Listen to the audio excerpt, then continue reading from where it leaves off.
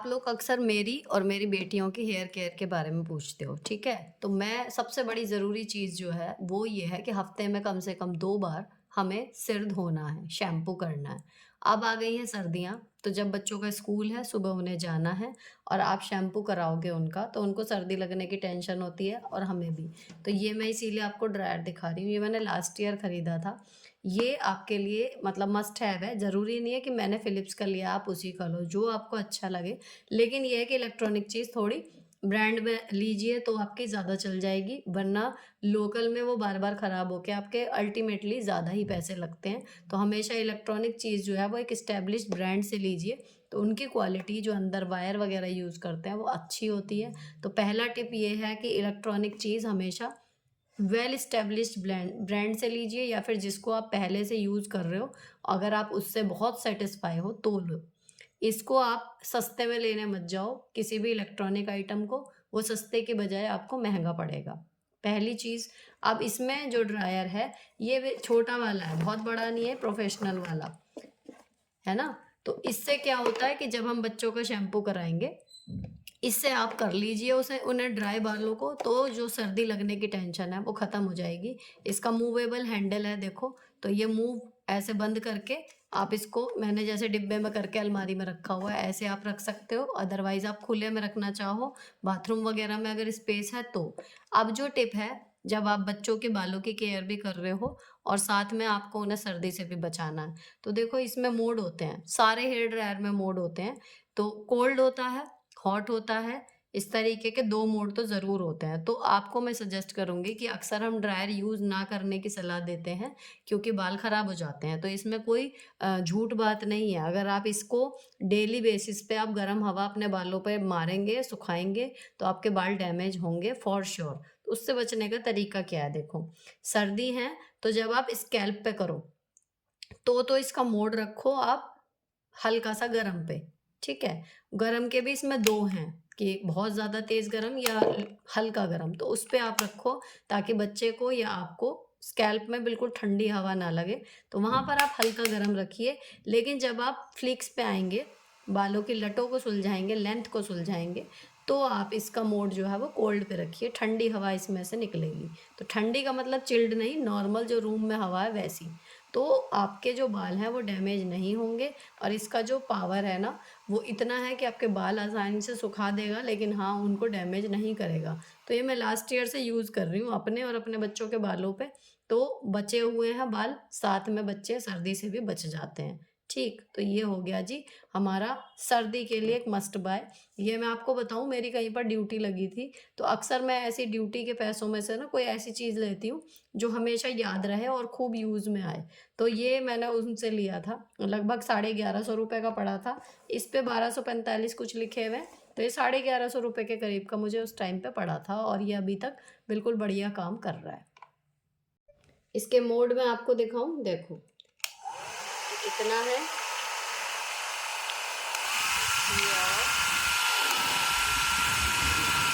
तो आपको ये वाले पे करना है, सबसे धीमे वाले पे। इस टाइम ये नॉर्मल हवा करता है।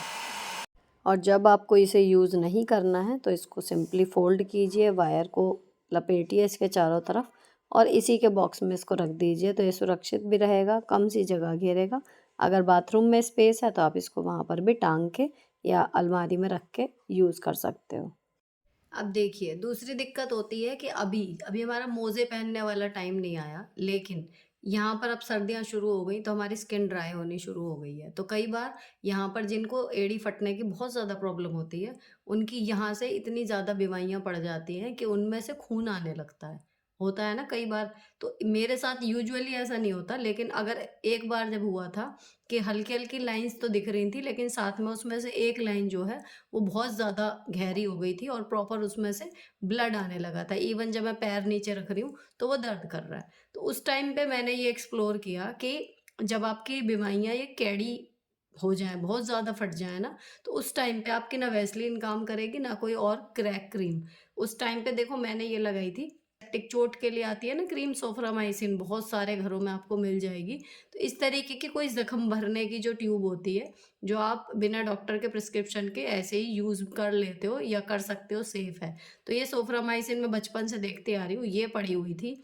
मैंने इसको लगाया अपनी उस बीमारी में, और वो बिल्कुल, ये लगाइए आप कि मैं रात को इसको लगा के और उसके बाद सॉक्स पहन के सो गई, ताकि वो दवाई हटे नहीं।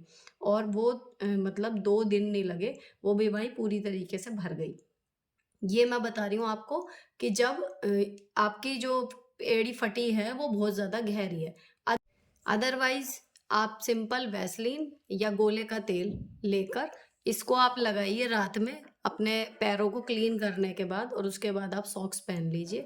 तो आपके जो पैर हैं वो साफ़ सुथरे बने रहेंगे, इसकी ज़रूरत आपको नहीं पड़ेगी। एक और फ्रेंड्स, जो फटने का मुझे मेन रीज़न यहाँ पर समझ में आता है ना, एक तो अगर हम सर्दी में इनकी प्रॉपर क्लीनिंग ना करें, ठंड लग रही है या कुछ भी हो रहा है, लेकिन अगर आपके पैर गंदे हो रहे हैं ना, तो रात को मेक श्योर कीजिए कि इनको धो के ही सोइए। गर्म पानी से धोइए, लेकिन ऐसे मत सोइए।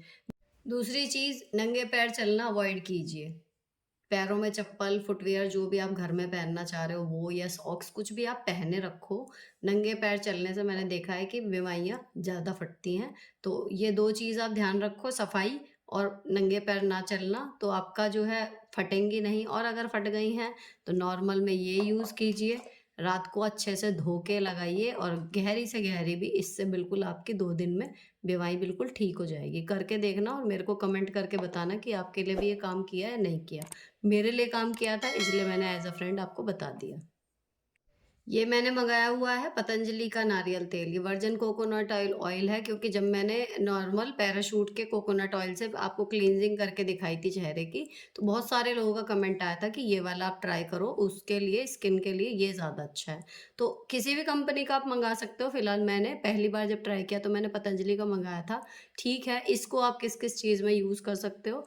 आप इसको मेकअप रिमूव करने में सर्दियों में यूज़ करो।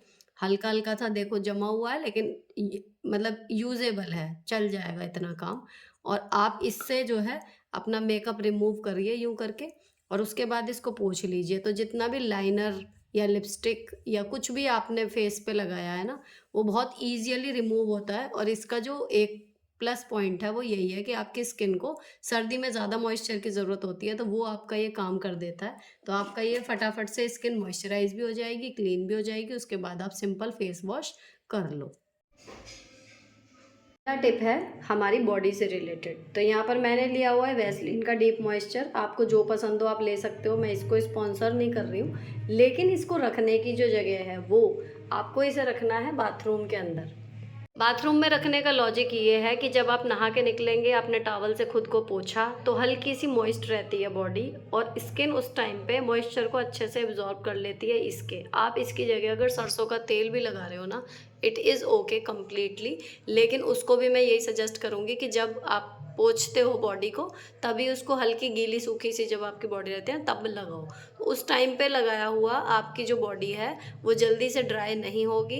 तो कई पार्ट्स जो हैं वो हमारे रह जाते हैं अगर हम इसको ड्रेसिंग टेबल पर रखेंगे।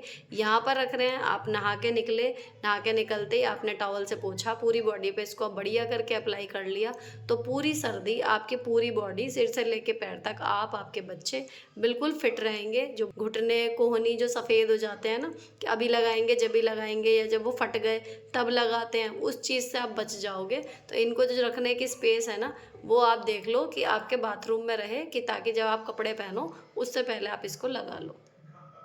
अब अपना सुबह का खाना-पीना, घर की साफ-सफाई, लॉन्ड्री, ये सभी निपटाते हुए लगभग शाम के 3 साढ़े 3 के करीब ये समय हो रहा था। तो बच्चों का बड़ा मन हो रहा था कि बहुत दिन से कहीं गए नहीं हैं बाहर, ऐसे त्योहारों की वजह से बिज़ी थे। तो फिर हम लोग बाहर आ गए थे यहाँ पर विशाल मेगा मार्ट में, क्योंकि अभी विंटर्स की स्टार्टिंग है, तो ज़्यादातर स्टोर्स पे जो है स्टार्टिंग में या फिर एंड में थोड़ी सेल रहती है विंटर्स के जो एसेंशियल रहते हैं उन पर।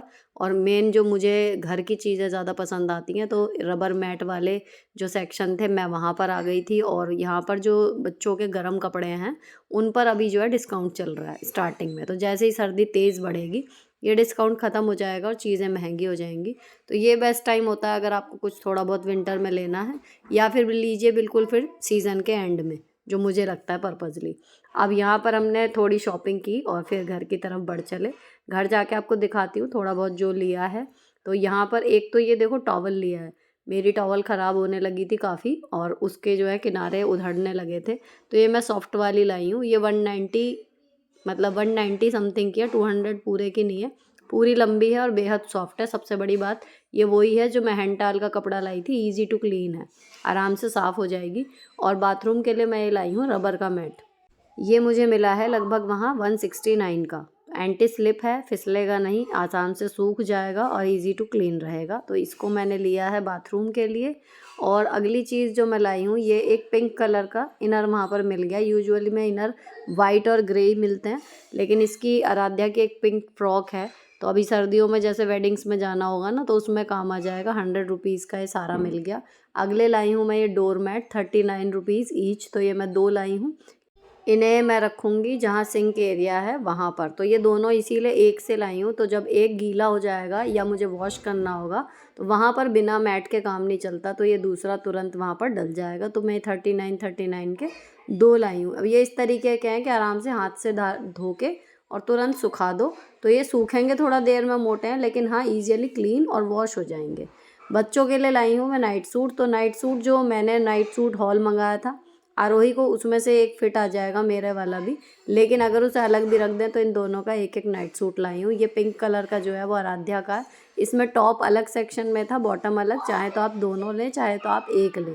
तो ये जो पड़ा है ना, 350 रुपये के दोनों चीज़ें पड़ गई। स्वेट शर्ट वाला मटेरियल है और दोनों पे सेम जो है वो लिखा हुआ है।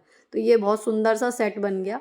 पजामा जो है उसमें नीचे भी इलास्टिक दी हुई है और जो ऊपर का टॉप है वो शॉर्ट में है, तो बहुत स्मार्ट इसका लुक आ रहा था और कपड़ा भी बिल्कुल बढ़िया है। तो ये इसको नाइट सूट के तौर पे दिला दिया। 350 रुपये में फ्रेंड्स वर्थ बाइंग है। बच्चा पहन के सोएगा, लेकिन उससे पहले ही इतना स्मार्ट है। अगर इसका टॉप खाली जीन्स पे ही पहनो तो बहुत अच्छा लग रहा है। और आरोही के लिए फिर ये वाला लिया जो उसे पसंद आया। और अब आरोही का जो साइज़ है ना, वो बच्चों वाले सेक्शन में वहाँ पर नहीं मिलता है, बड़ों वाले में ही देखना पड़ता है। इसमें मीडियम साइज़ था, स्मॉल उसे थोड़ा ज़्यादा फिट आता, लेकिन मीडियम मिला और वो प्रिंट नहीं छोड़ पाई। उसे इसका पैंट का डिज़ाइन बहुत ज़्यादा अच्छा लगा, तो ये मुझे मिला है वहाँ पर 499 रुपये का पूरा सूट। तो उस हिसाब से ये भी बिल्कुल वर्थ बाइंग था, तो मैंने ये ले लिया। अब चलते हैं अगले काम की तरफ। सारी शॉपिंग मैंने जगह पर रखी। तो आज ना कार्तिक पूर्णिमा थी, जिस दिन का मैं शूट कर रही हूँ। तो उस दिन देव उठान एकादशी वाले दिन विस्तार से पूजा सब हो ही गई थी। तो आज मैं जो हूँ कार्तिक पूर्णिमा वाले दिन ये है कि दीपक जलाने हैं। तो सिंपली जो है मैंने 2 दीपक, क्योंकि अब 2 तुलसा जी जो हैं वो बड़ी बड़ी हो गई हैं, जिनकी एक को विवाह में रखा था वो, और दूसरी जो मेरी जो 7 साल पुरानी है वो। तो सारे दीपक जला के पहले मंदिर में पूजा अर्चना मैंने कर ली। अब इन दीपक को ले जाके दोनों तुलसा जी पे रखूँगी, थोड़ा सा वहाँ पर पूजा करूँगी। तो यहाँ पर हमारा कार्तिक पूर्णिमा का जो थोड़ा सा रिचुअल मैं करती हूँ वो भी पूरा हो जाएगा। तो मैं ये दीपक लेके जा रही थी ऊपर। साथ में अभी भोग के लिए कुछ और था नहीं मेरे पास इस टाइम पे मिठाई वगैरह अवेलेबल, तो मैंने जो है बताशे रखे हैं और थोड़े से रोली चावल रखे हैं, क्योंकि एकादशी वाले दिन तो चावल नहीं चढ़ाते, लेकिन आज मैं रोली चावल से उनका टीका कर सकती हूँ। तो जो अभी मैंने विवाह में रखी थी तुलसा जी और शालिग्राम जी, वो इधर वाली बैल्कनी में रखे हुए हैं। और इनकी जगह इतनी अच्छी है कि जब मैं सुबह सो के उठती हूँ ना, तो खिड़की से सबसे पहली चीज़ जो नज़र आती है वो इन दोनों के ही दर्शन होते हैं। तो जब से एकादशी हुई है, इनका विवाह संपन्न हुआ है, तब से सुबह जो है वो मेरी बदल गई हैं। बहुत ही अच्छा लगता है सुबह उठते ही जब खिड़की से सबसे पहली चीज़ इतनी शुभ कोई दिख जाए। तो मैंने रोली चावल से टीका किया तुलसी माँ का और शालिग्राम भगवान का, बताशे चढ़ाए भोग के लिए और फिर थोड़ी सी उनकी आरती की। कितना भी व्यस्त जीवन हो और जो रिचुअल्स हैं ये छोटे छोटे, अगर उनके लिए कोई ओकेजन या कोई अवसर होता है और हम उसके लिए थोड़ा सा एफर्ट डालते हैं, थोड़ा सा टाइम निकाल लेते हैं, याद करके उस प्रक्रिया को पूरा कर लेते हैं, तो एक अजीब सी पॉजिटिविटी की जो कहना चाहिए कोशंट है ना, वो बढ़ जाता है आपके दिल दिमाग आपकी लाइफ में। तो ऐसा नहीं है कि अगर ये नहीं करेंगे तो क्या हो जाएगा, लेकिन हाँ अगर कर लेते हैं तो पॉजिटिविटी आपकी लाइफ में आएगी। ये आपके लिए हमेशा एक तय फल होता है जो मिलेगा ही मिलेगा। तो किसी भी बहाने से अगर हम प्रकृति और उस परम सत्ता से जुड़ सकें, ऐसा कोई भी मौका छोड़िए मत। छोटी छोटी सी चीज़ें होती हैं, कितनी देर लग रही है कि रोज़ का आप जो दीपक जलाते हैं या रोज़ की जो आप पूजा अर्चना करते हैं या नहीं भी करते तो 5-7 मिनट देना शुरू कीजिए।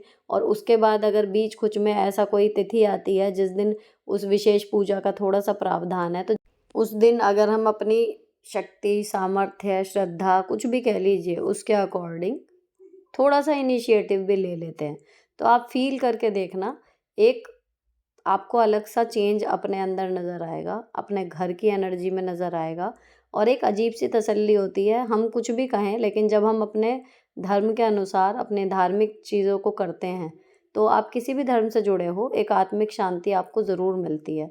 और अल्टीमेटली लाइफ़ में इतनी भागा-दौड़ी, इतने सारे काम, इतना सारा कुछ जो कुछ भी है, घूम फिर के आता तो वही है ना कि मानसिक शांति।